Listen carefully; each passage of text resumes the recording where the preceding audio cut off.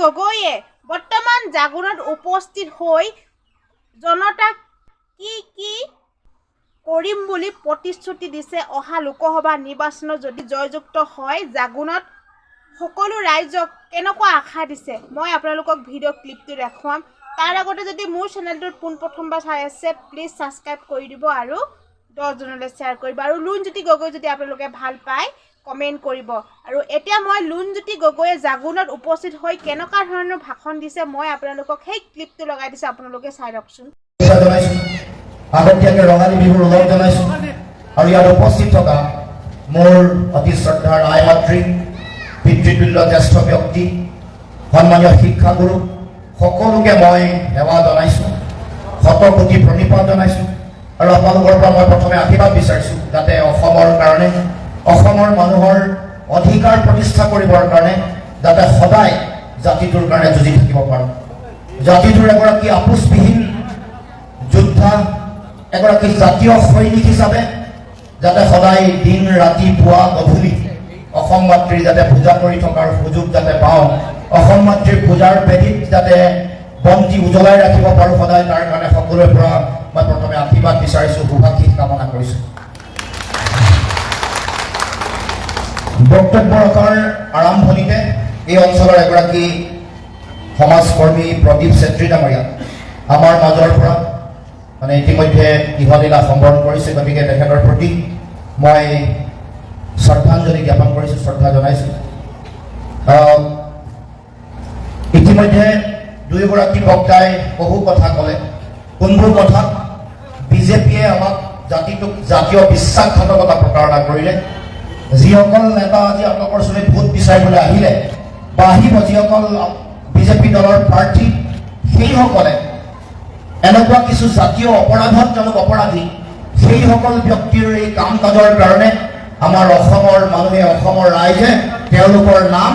ইতিহাসৰ পৃষ্ঠাত কোলা আখৰে তেওঁলোকৰ নাম লিখি থৈ যাব। গতিকে আমি আজি সেই বিষয়বোৰ সেই জাতীয় বিষয়সমূহ আজি উত্থাপন কৰিছে আৰু ৰাইজক কৈছে যে সেইকাৰণে তেওঁলোকক ভোট দিব নালাগে, তেওঁলোকে জাতিটোক অন্যায় কৰিছে, সাধাৰণ জনগণক তেওঁলোকে বিভিন্ন ধৰণে অত্যাচাৰিত কৰিছে, সাধাৰণ মানুহৰ জীৱন জীৱিকা খোৱা বোৱা বিভিন্ন ধৰণৰ কথা বতৰাত এনেকুৱাকৈ অত্যাচাৰ কৰা হৈছে, এনেকৈ মূল্য বৃদ্ধি কৰি দিয়া হৈছে, এনেকৈ কৰ কাটোলৰ বোজা জাপি দিয়া হৈছে, সাধাৰণ মানুহে খাই বৈ জীয়াই থকাটো আটাইতকৈ কঠিন হৈ পৰিছে। গতিকে এই যি অন্যায়, এই অন্যায়ৰ বিৰুদ্ধে ভোট দিব লাগে আৰু জাতীয় প্ৰশ্ন শক্তিশালীভাৱে উত্থাপন কৰিবৰ কাৰণে আমি কোনোবা এগৰাকী ব্যক্তিক আগবঢ়াই দিব লাগে, সেই চিন্তাৰে ৰাইজে ভোটদান কৰিব লাগে, এই কথা ইতিমধ্যে উল্লেখ কৰিছোঁ। এতিয়া ৰাইজক সুধিব কৈছোঁ, আমাৰ মহিলাসকল আছে, আপোনালোকে বন্ধন গোটৰ ঋণ ৰেহাই পালে নাই? সকলোৰে বন্ধন গোটৰ ঋণ ৰেহাই পালেনে? আচ্ছা ঠিক আছে, নাই পোৱা। গছ পুলি ৰুইছিলে যে তাৰ পইচা পালে নাই? গছ পুলি ৰোৱাৰ পইচা পোৱা নাই? আচ্ছা, অমৃত বৃক্ষৰ পইচা কোনেও পোৱা নাই? তাৰপিছত অৰুণোদয় আঁচনিৰ ধন সকলোৱে পাইছেনে? এতিয়া ভুৱা প্ৰপত্ৰ পেলাইছে, গম পাইছে নাই? আৰু মই কৈ আছো, গতিকে যদি আপোনালোকে গছ পুলি ৰোৱাৰ অমৃত বৃক্ষ ৰোৱাৰ পইচা পোৱাই নাই, আপোনালোকে যদি বন্ধন গোটৰ ঋণ ৰেহাই নাই পোৱা, তাৰ পাছত আপোনালোকে বিজেপি কিয় ভোট দিব লাগে? ইমান মিছা কথা কৈ আপোনালোকৰ ঠকিলে, এতিয়াও আকৌ মিছা কথা কৈ আপোনালোকৰ অৰুণোদয় আঁচনি চাৰিওফালে বিলাই ফুৰিছে, 2 নম্বৰী অৰুণোদয় ফৰ্ম। এই কথা বতৰাবোৰ ৰাইজে গম পাইছেনে? আপোনালোকে অকণমান গম পোৱা নাই?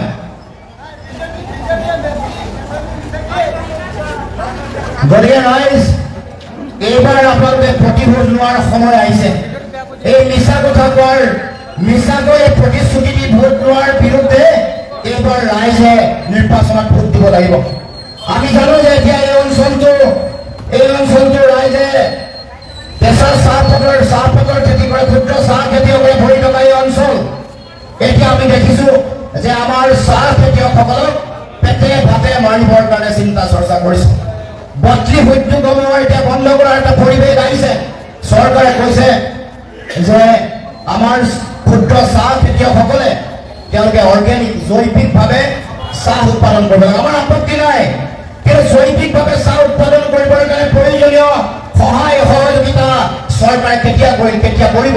এতিয়া যে এই হঠাৎ আমাৰ ক্ষুদ্ৰ চাহ খেতিয়কসকলৰ তেওঁলোকৰ চাহপাত লোৱা বন্ধ কৰি দিয়া আৰম্ভ কৰিছে বা বটলি উদ্যোগসমূহত যদিহে তেওঁলোকে এই চাহপাত লৈ তেওঁলোকক ৰাসায়নিক সাৰ দিয়া পেষ্টিচাইড দিয়া চাহপাত ল'লে তেওঁলোকৰ 6 মাহ তেওঁলোকে জেললৈ যোৱাৰ যি ভয় ভাবুকি খুৱাইছে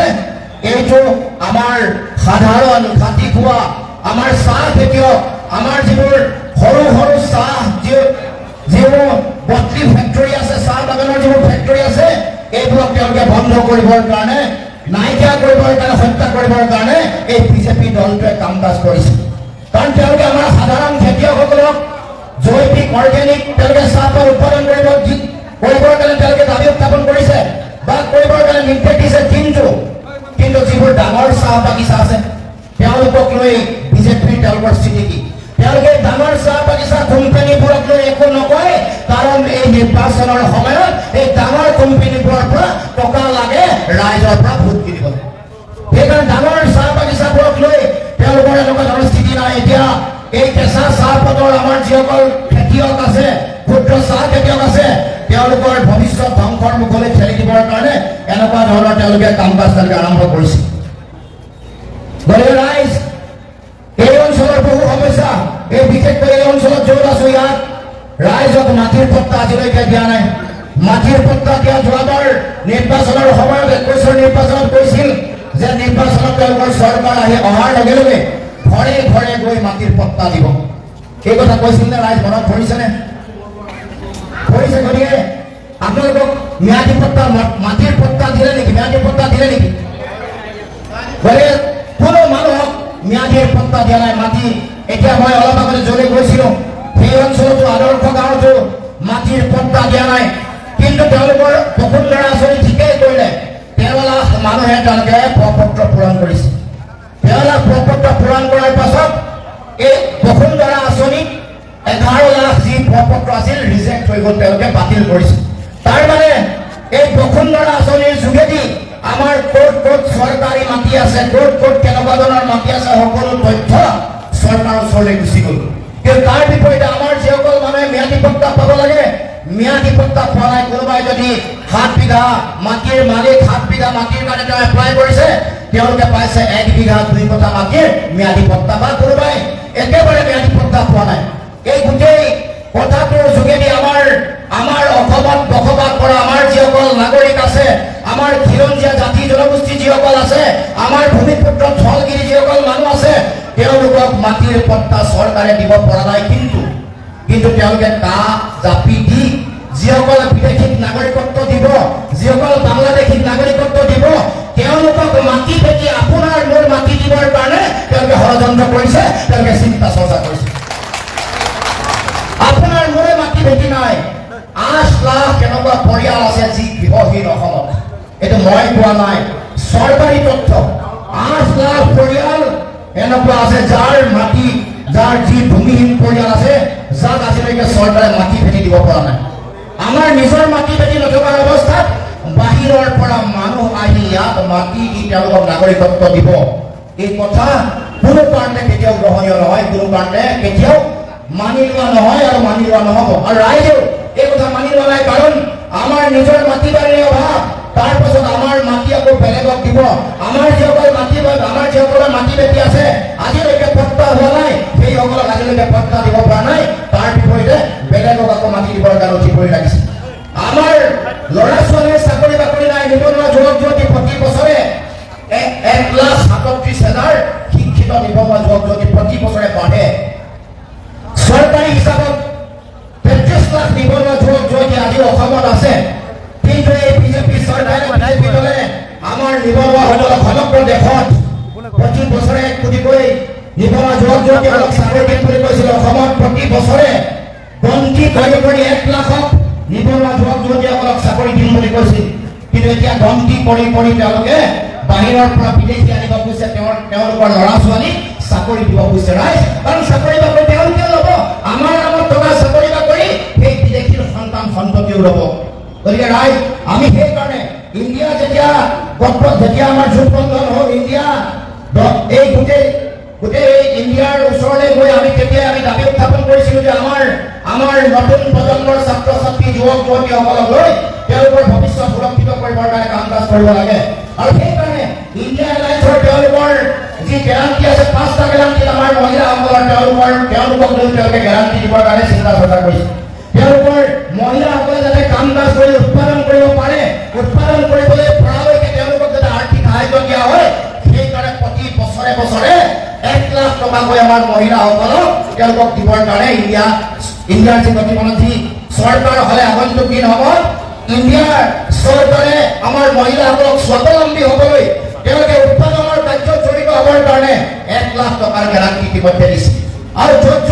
ইণ্ডিয়াৰ চৰকাৰ আছে য'ত কংগ্ৰেছৰ চৰকাৰ আছে ইতিমধ্যে এই গেৰাণ্টি তেওঁলোকে ফুলফিল কৰিছে এই গেৰাণ্টিৰ টকা পইচা ইতিমধ্যে দিয়া আৰম্ভ কৰিছে গতিকে আমাৰ মহিলাসকলক কৈছো যে আপোনালোকে কেৱল মাত্ৰ অৰুণোদয় আঁচনিৰ পিছে পিছে দৌৰি থকাটো বা অৰুণোদয় আঁচনিৰ কাৰণে যুঁজি থকাটোৱেই আমাৰ কাৰো কেতিয়াও মূল লক্ষ্য নহয় আমাৰ মহিলাসকলে আমাৰ ল'ৰা ছোৱালীয়ে বিচাৰে তেওঁলোকে কাম কাজ কৰিব তেওঁলোকে উৎপাদন কৰিব ধন ঘটিব আৰু নিজে মৰ্যাদা সহকাৰে জীয়াই থাকিব মাক দেউতাকক খুৱাব নিজৰ ভাই ভনীসকলক খুৱাব সেইকাৰণে ইণ্ডিয়াৰ এই ভৱিষ্যতৰ দিনসমূহত যেতিয়া চৰকাৰ হ'ব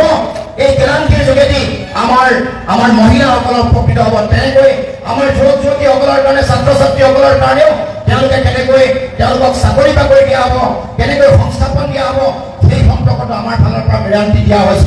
আমাৰ সকলো নাগৰিকৰ কাৰণে আমাৰ যিহেতু ইতিমধ্যে আপুনি সকলোৱে জানে যে গেছৰ চিলিণ্ডাৰৰ দাম 450 টকাৰ পৰা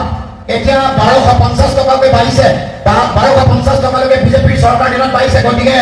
আমাৰ চৰকাৰ হ'লে ইণ্ডিয়াৰ চৰকাৰ হ'লে আমাৰ প্ৰতিগৰাকী মানুহক অসমত বা সমগ্ৰ ভাৰতবৰ্ষত 500 টকাকৈ 500 টকাত আমি চিলিণ্ডাৰ দিয়াৰো আমি ইতিমধ্যে গেৰাণ্টি প্ৰদান কৰিছোঁ আৰু গেৰাণ্টি এনেই কৰা নাই যে আমি কৈ দিলোঁ পিছত এই নিৰ্বাচনী ভোট দিলোঁ আৰু দিয়া নাই য'ত চৰকাৰ হ'ল ইতিমধ্যে কাম আৰম্ভ হৈছে কৰ্ণাটকত চৰকাৰ হ'ল ইতিমধ্যে 500 টকাত চিলিণ্ডাৰ পাই আছে হিমাচলত চৰকাৰ হ'ল তাত পাই আছে আমাৰ তেলেংগানাত চৰকাৰ হ'ল তেলেংগানাত পাই আছে গতিকে ৰাইজ আমি গেৰাণ্টি দিছোঁ মানে আমি যিটো গেৰাণ্টি দিছোঁ সেইটো কৰিম আৰু সেইকাৰণে আপোনালোকৰ যিমানবোৰ সমস্যা আছে আগৰ এইসকল ব্যক্তিয়ে আপোনালোকক সকলো কথাত ঠগিল আমাৰ ইয়াত থকা যিসকল আমাৰ গোৰ্খা ভাই আছে আমাৰ বাংলাভাষী যিসকল অসমীয়া আছে NRC যেতিয়া প্ৰস্তুত কৰিছিল সেই সময়ত যথেষ্ট সকলোকে হাৰাশাস্তি কৰিলে আমি সকলোৱে বিচাৰোঁ যে ৰাষ্ট্ৰীয় নাগৰিকখন বৈধ ভাৰতীয় নাগৰিকৰ এখন নামপঞ্জী হ'ব লাগে নাগৰিকপঞ্জী হ'ব লাগে আৰু এই ক্ষেত্ৰত যাতে কোনো আমাৰ ভাৰতীয় নাগৰিকে হাৰাশাস্তি নাপায় তাৰ কাৰণে ব্যৱস্থা গ্ৰহণ কৰিব লাগে আৰু সেইকাৰণে আমি আৰম্ভণিতে কৈছোঁ যিসকল ৰাষ্ট্ৰীয় নাগৰিকপঞ্জীত বৈধ ভাৰতীয় নাগৰিক হোৱাৰ পাছতো নাম নাহিল কাৰোবাৰ পিতৃৰ নাম আহিছে কিন্তু ছোৱালী বেলেগলৈ বিয়া হৈ যোৱাৰ কাৰণে নাম অহা নাই সেইসকল মানুহৰ নাম যাতে NRCত অন্তৰ্ভুক্ত হ'ব পাৰে তাৰ কাৰণে আমি বিৰোধী ঐক্য মঞ্চই গেৰাণ্টি লৈছোঁ আমাৰ চৰকাৰ অহাৰ পাছতে আমি আমাৰ এইসকল ব্যক্তিক আমি তেওঁলোকক লিগেল ছাপোৰ্ট কৰি গোটেই বিষয়টো যিহেতু ন্যায়িক বিষয় আমাৰ ফালৰ পৰা ন্যায়িকভাৱে সহযোগিতা দিয়া হ'ব তাতে তেওঁলোকৰ নাম NRCত অন্তৰ্ভুক্ত হয় কোনো ব্যক্তিয়ে যাতে হাৰাশাস্তি নাপায় তাৰ কাৰণে আমি এই ক্ষেত্ৰত আমি আমাৰ ফালৰ পৰা আপোনালোকক এই কথাটো গেৰাণ্টি দিছোঁ এই অঞ্চলৰ বিভিন্ন সমস্যা আছে জনজাতিকৰণৰ সমস্যা আছে 6 জনগোষ্ঠী জনজাতিকৰণ বিচাৰে যিসকল জনজাতিৰ ৰাইজ আছে তেওঁলোকে ষষ্ঠ অনুসূচীৰ মতে তেওঁলোকৰ অধিকাৰ পাব লাগে এই বিষয়বোৰ আমি ইতিমধ্যে কৈ আহিছোঁ এগৰাকী বাইদেৱে ইয়াত কৈ গ'ল যে ইয়াৰ যিটো চিকিৎসা সেৱা একেবাৰে বেয়া আমি কৈছোঁ যে আমাৰ চৰকাৰ হোৱাৰ পাছত আপোনালোকৰ চিকিৎসালয়ত ডক্টৰ থাকিব অনবৰতে নাৰ্ছ থাকিব আৰু উপযুক্ত যি দৰৱ লাগে সেই সকলো দৰৱৰ যোগান ধৰা হ'ব আৰু এতিয়াও আমি চৰকাৰক দাবী জনাব খুজিছোঁ যিসকলে আছে অসম চৰকাৰ আছে তেওঁলোকে এই অঞ্চলৰ মানুহৰ মৰ্ম বেদনাক বুজা দৰকাৰ আদৰ্শ গাঁওখনলৈ যাওঁতে দেখিলোঁ তাত এটা প্ৰাথমিক স্বাস্থ্য কেন্দ্ৰ আছে কেৱল মাত্ৰ স্বাস্থ্য কেন্দ্ৰটোৱে আছে তাত না ডক্টৰ আছে না তাত নাৰ্ছ আছে না তাত দৰৱ পাতি পায় কেৱল মাত্ৰ তলা লাগি থাকে তলাও জমি থাকে গতিকে এনেকুৱা ধৰণৰ অৱস্থা আমাৰ স্বাস্থ্য সেৱা চলি আছে এতিয়া আপোনালোকে সকলোৱে জানে যে আমাৰ অত্যাৱশ্যকীয় খোৱা বোৱা সামগ্ৰীৰ দাম বাঢ়িছে এতিয়া চাউলৰ দাম বাঢ়ি বিনামূলীয়া চাউল দিম বুলি কৈ থকাৰ মাজতে চাউলৰ দাম 18 টকাৰ পৰা 45-50 হৈছে আমাৰ দাইলৰ দাম কিমান বাঢ়িলে জানে মিঠাতেলৰ দাম 80 পৰা 120 আছিলে এতিয়া ডাবল চেঞ্চুৰী পাৰ কৰিলে 200 টকা পাৰ হৈ গ'ল গতিকে দাইলৰ দাম বাঢ়িছে দাম যিমান পিঁয়াজ আলু হালধি মিঠাতেল সকলোৰে দাম বাঢ়িছে খাজানা বাঢ়িছে 9 গুণ খাজানা বাঢ়িছে 5 গুণ ইলেক্ট্ৰিচিটিৰ বিল বাঢ়িছে 9 বাৰ বছৰতে 9 বাৰ বাঢ়িছে মাটিৰ খাজানা 5 বাৰ বাঢ়িছে। এই দুটামানৰ দিনৰ আগত আপোনালোকৰ দৰৱৰ দাম বাঢ়িলে, জীৱনদায়িনী যিবোৰ দৰৱ, কাহৰ দৰৱ, আন জ্বৰৰ ঔষধ, এইবোৰৰ দাম বাঢ়িছে। আগতে GST এনেকুৱা অত্যাৱশ্যকীয় মানে জীৱনদায়িনী যিবোৰ ঔষধ আছে তাৰ ওপৰত কৰ কাটন নলগাইছিল। এই বিজেপি চৰকাৰ অহাৰ পাছত কৰ কাটন লগাই দিলে। এতিয়া আমাৰ ওচৰে পাজৰে থকা যিসকল ক্ষুদ্ৰ ব্যৱসায়ী তেওঁলোকৰ অৱস্থাও ভাল নহয়। তেওঁলোকে অনলাইন বিজনেছ, এই আম্বানী আদানী ধনী কৰাৰ কাৰণে যিমানবোৰ অনলাইন মাৰ্কেটিং হ'ল, যাৰ ফলত আমাৰ ক্ষুদ্ৰ ব্যৱসায়ীসকলো এতিয়া সন্তুষ্ট নহয়, তেওঁলোকৰ ব্যৱসায় ভাল নহয়। আমাৰ ঠিকাদাৰসকলো সন্তুষ্ট নহয়। 25,000 কোটি টকা এতিয়াও পাবলৈ আছে। 25,000 কোটি টকা আমাৰ যিসকল নতুনকৈ ঠিকাদাৰ হৈছিল, এইসকল কেনেকৈ তেওঁলোকে জীয়াই থাকিব বা তেওঁলোকৰ কেনেকৈ ভৱিষ্যতৰ দিনবোৰ কেনেকৈ সুৰক্ষিত হ'ব, এইটো প্ৰশ্নবোধক। আমাৰ অংগনবাড়ী যিসকল কৰ্মকৰ্তা আছে তেওঁলোকে দৰমহা বঢ়াবৰ কাৰণে দাবী উত্থাপন কৰি আহিছে, তেওঁলোকো সন্তুষ্ট নহয়। 3,000 টকাই একো নহয়, তেওঁলোকে 12,000 টকা বিচাৰিছে। আমি বিৰোধী ঐক্য মঞ্চ আমি 12,000 টকাৰ পক্ষত আছো আৰু এইটো আমাৰ দাবী। আমাৰ যিসকল ৰান্ধনী আছে 1,000 টকা তেওঁলোকে পায়। 1,000 টকাত না নিজে চলিব পাৰে না নিজে ঘৰ চলাব পাৰে। আমাৰ যিসকল চাকৰিয়াল আছে সেইসকলে পুৰণা পেঞ্চন নীতি পুনৰ প্ৰৱৰ্তন হোৱাটো বিচাৰিছে। নতুন পেঞ্চন নীতিৰ আধাৰত তেওঁলোকে পাব লগা প্ৰাপ্য অধিকাৰ তেওঁলোকে নাপায়, আমি সকলোৱে জানো। তেওঁলোকৰ নিজৰ উপাৰ্জনৰ টকা পইচা কেইটা পেঞ্চনত নাপায়। তেওঁলোকৰ টকা পইচাৰ এটা পইচা তেওঁলোকে শ্বেয়াৰ মাৰ্কেটত চৰকাৰে ইনভেষ্ট কৰে। গতিকে আমাৰ কাৰো চাৰ্টেনিটি নাই কিমান পইচা ঘূৰি আহিব, কিমান পইচা নাহে। গতিকে আমাৰ কৰ্মচাৰীসকলো সন্তুষ্ট নহয়। আৰু বিভিন্ন চাকৰিয়ালসকলকতো তেওঁলোকে চাফাই কৰিলে। আমাৰ যিসকল কভিড যোদ্ধা আছিল, কভিড চাফাই কৰ্মীসকলক তেওঁলোকে পুৰা চাকৰিৰ পৰা চাফাই কৰি দিলে। আৰু বিভিন্ন ধৰণৰ ট্ৰেন্সপৰ্টৰ কৰ্মচাৰী তেওঁলোককো চাকৰিৰ পৰা তেওঁলোকে আঁতৰাই দিলে। গতিকে এনেকুৱা ধৰণৰ বিভিন্ন ঘটনা অত্যাচাৰত তেওঁলোক আমাৰ সাধাৰণ জনতা অত্যাচাৰিত হৈ আছে। গতিকে ৰাইজ এইবাৰ আপোনালোকে সকলোৱে সিদ্ধান্ত ল'ব লাগিব। সকলোৱে 19 তাৰিখে আপোনালোকক কৰা যি অন্যায় মূল্য বৃদ্ধি, জাতি খণ্ডত পেলোৱা যি সিদ্ধান্ত, NRCৰ নামত মানুহক কৰা হাৰাশাস্তি, তাৰ লগে লগে মানুহক পট্টা নিদিয়া, মাটিৰ সমস্যা সমাধান নকৰা, এই সকলো কথাৰ বিৰুদ্ধে আমি সকলোৱে আগন্তুক দিনসমূহত ভোট দিব লাগিব। আনকি এই অঞ্চলৰ ৰাইজৰ আধাৰ কাৰ্ডো ইয়াত মানুহে পাবলৈ সক্ষম হোৱা নাই, ডাঙৰ সমস্যা। গতিকে বিভিন্ন সমস্যাৰে ভাৰাক্ৰান্ত। গতিকে আমি ৰাইজক আহ্বান জনাইছো, আপোনালোকে যাতে 19 তাৰিখে আমাক কৰা অন্যায়, আমাৰ প্ৰতি কৰা অত্যাচাৰ, মূল্য বৃদ্ধি, কৰ কাটনৰ বোজাৰ বিৰুদ্ধে সকলোৱে আমি ভোটদান কৰিব লাগিব। এতিয়া বিজেপি দলৰ তেওঁলোকৰ প্ৰাৰ্থী বা তেওঁলোকৰ দলটোৰ কাম কৰাৰ কোনো ধৰণৰ তেওঁলোকৰ ৰিপৰ্ট কাৰ্ড নাই কাৰণে এতিয়া আপোনালোকক মিছা কথাৰে ভোট ল'বলৈ আহিছে। যোৱাবাৰ যেনেকৈ বন্ধন গোটৰ ঋণ ৰেহাই দিম বুলি আপোনালোকৰ পৰা ভোট ল'লে, এইবাৰ আপোনালোকৰ লাখপতি বাইদেউৰ নামত প্ৰথমে মহিলাসকলৰ পৰা ভোট লৈছে, গাঁৱৰ ভোট ল'ব বিচাৰিছে। এতিয়া আকৌ গাঁৱে গাঁৱে অৰুণোদয় ফৰ্ম, 2 নম্বৰে অৰুণোদয় ফৰ্ম এখন বিলাইছে। আমি আপোনালোকক দেখুৱাইছো অৰিজিনেল অৰুণোদয় ফৰ্ম কোনখন। আৰু আপোনালোকেও কম নহয়, যোৱাবাৰ বাকীত ভোট দিছে নাই। বন্ধন গোটৰ ঋণ ৰেহাই দিম বুলি ক'লে, ঋণ ৰেহাই দিয়া নাই, তাৰ আগত ভোটটো ল'লে, নিৰ্বাচনত জিকিলে। আপোনালোকেও বাকীত কাম কৰে, সেইকাৰণে তেওঁলোকে আপোনালোকক কৰিবলৈ সুবিধা পায়। বাকীত কেতিয়াও কাম নকৰিব, বাকী মানে ফাঁকি কাম পাব। এইবাৰো আপোনালোকৰ এইবাৰ লাখপতি বাইদেউৰ আঁচনি ধন পালে নেকি? ফৰ্ম ফিল আপ কৰিলে নাই?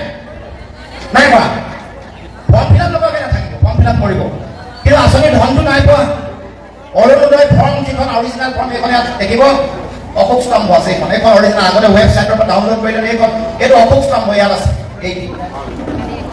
এতিয়া আপোনালোকক দিয়া যিখন ফৰ্ম, সেইখন মই আপোনালোকক দেখুৱাইছো। এইখন আপোনালোকৰ ফৰ্ম, ইয়াত অশোক স্তম্ভ আছে নেকি? এইখন আপোনালোকক দিয়া ফৰ্ম কিবা